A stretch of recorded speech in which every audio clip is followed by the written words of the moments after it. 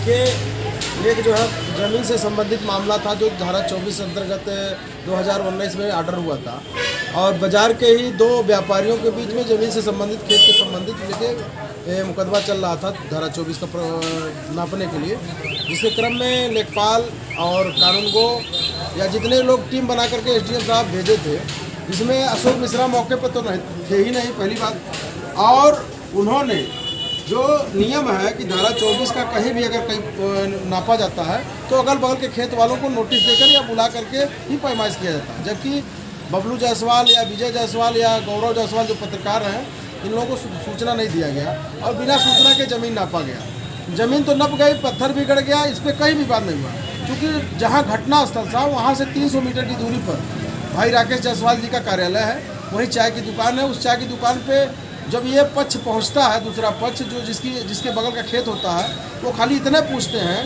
कि भैया हमको क्यों सूचना नहीं दिया जाता है, बिना सूचना के नापा गया। इसी को लेकर के चूँकि वहाँ जो जयराम पांडे या जो भी लेखपाल कानूनगो आए थे, निश्चित तौर पे बदतमीजी किए हैं।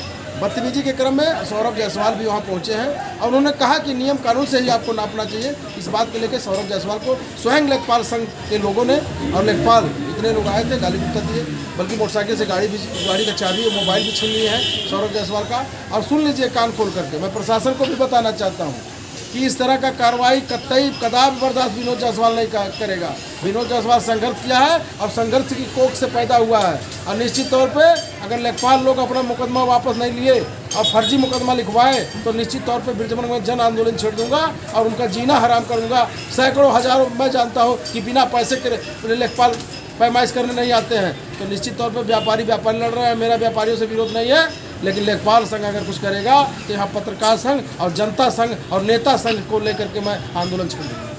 लेकिन ये कह रहे हैं, बता रहे हैं कि जो लेखपाल संघ कह रहा है कि अगर गिरफ्तारी नहीं होगी तो आंदोलन छेड़ देंगे। देखिए, गिरफ्तारी अलग विषय, गिरफ्तारी की धमकी किसी को मत दें। और मैं निवेदन करूंगा, ये ब्रजमंडल शांतिप्रिय जरूर रहा है, लेकिन मैं संघर्षों की कोख से पैदा हूँ। निश्चित तौर मेरे संबंध सबसे अच्छे हैं।